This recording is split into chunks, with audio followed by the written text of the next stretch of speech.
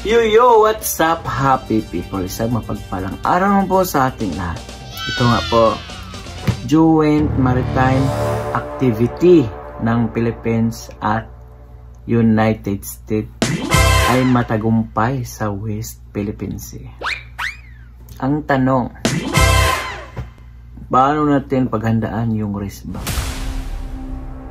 So bago po tayo magbigay ng opinion, panoorin po muna natin tong napakagandang balita. Itinuturing na matagumpay ang Joint Maritime Activity ng Pilipinas at Estados Unidos sa West Philippine Sea. Sa kabila po yan ang pagpuntot sa kanila ng mga barko ng China.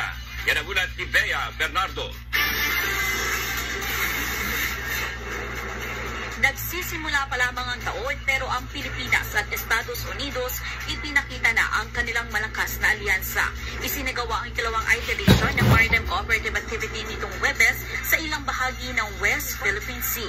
3 barko ng Pilipinas kabilang ang BRP Gregorio del Pilar at BRP Ramon Alcaraz ang nakilaho. Ilan sa mga aktibidad na ginawa ng dalawang bansa ay passing exercise at joint patrols. Nagsagawa rin ng cross-deck flight operations kung saan nagpakitang gilas ang mga fighter jets ng Estados Unidos. Bumisita rin si Western Command Commander Vice Admiral Alberto Carlos at Northern Luzon Command Lieutenant General Fernil Buca sa USS Carl Vinson. Ilang aktibidad man ng Pilipinas at Estados Unidos ang hindi natuloy katulad ng gunnery exercise dahil sa operational necessity sa parte ng US Forces, maituturing pa rin ang NCA na ito na magandang oportunidad para palakasin ang interoperability ng dalawang bansa. Paliwanag ni Vice Admiral Carlos, kailangang i-relocate ng US Forces ang ibang assets nila, bagay na naiintindihan naman ng Pilipinas. This is a good training opportunity for both forces. You know, kung ano yung operational condition on the ground, we adjust our operation, and that's what the US Forces did. What the Philippine Forces are doing right now. Bilateral man ang nasabing exercise, umeksena naman ang mga barko ng China. 2 araw na sumunod ang Chinese People's Liberation Army Navy Ship 570 sa BRP Gregorio del Pilar. Chinese Warship 570. Maradyohan mo. Talisin mo. You are sailing within Philippines exclusive economic zone. You are requested to provide the following. What is your intention? Over. Sa huling araw ng exercise, mas malapit na ang distansya ng barko ng China sa barko ng Pilipinas. Sa kabila nito, hindi nagawa ng China na pigilan ang mga aktibidad ng Pilipinas at Estados Unidos. They keep their distance 3 to 4 miles away from our formation, and all our activities hindi naman na-disrupt. We're still able to safely conduct them. Yung US Navy did our flight operations. Sinabi naman ni AFP Chief of Staff General Romeo Browner Jr. na mahalagang hakbang ang second iteration ng MCA sa pagpapalakas ng interoperability ng Pilipinas at Estados Unidos.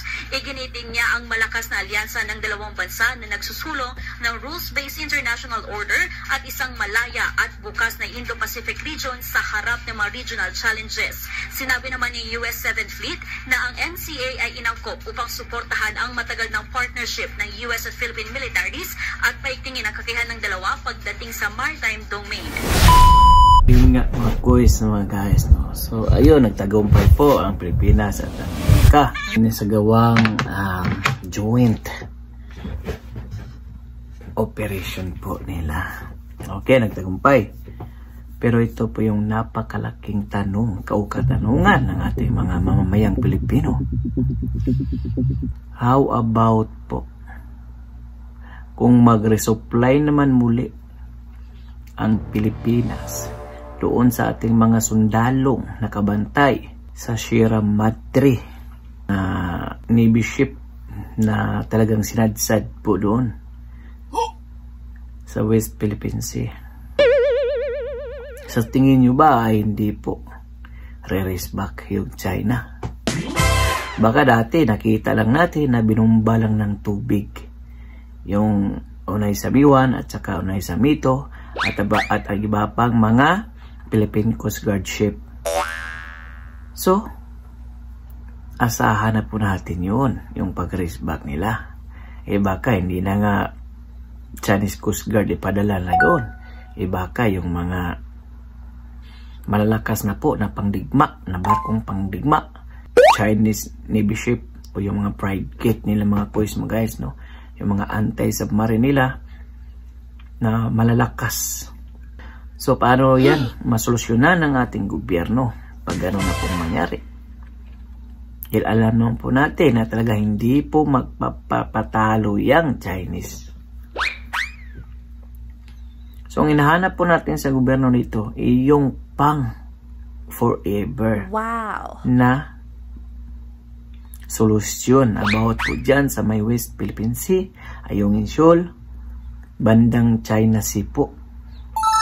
Dahil alam naman po natin na yung mga Chinese po ay talagang hindi po yan magpapatalo kahit nga sa Amerika. Siguro noon, yung panahon na yon ay umurog sila dahil nakita nila na talagang marami pong fighter jet ang Amerika at may dala pang US Navy ship carrier mga kois mga guys. How about kung hindi na sila sasama? Kung yung mga Philippine Coast Guard lang o yung mga inupahang mga barko o mga bangka na mag-supply o magdala ng supply ng pagkain, gamot o tubig doon sa ating mga sundalong Pilipino na andon sa Sierra Madre.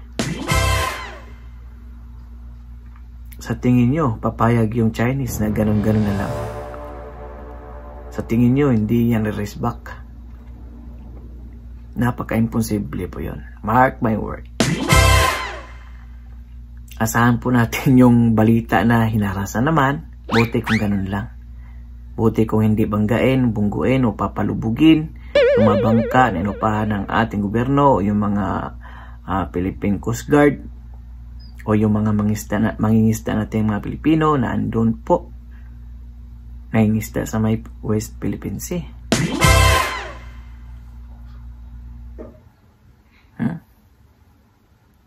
So ang hinahanap po natin dito yung pang habang buhay na solusyon na wala na pong girian dyan sa may West Philippine Sea para po panatag po maganap buhay yung mga kababayan po natin mangingisda, yung mga kababayan po natin mga sundalo nga nagbabantay sa ating exclusive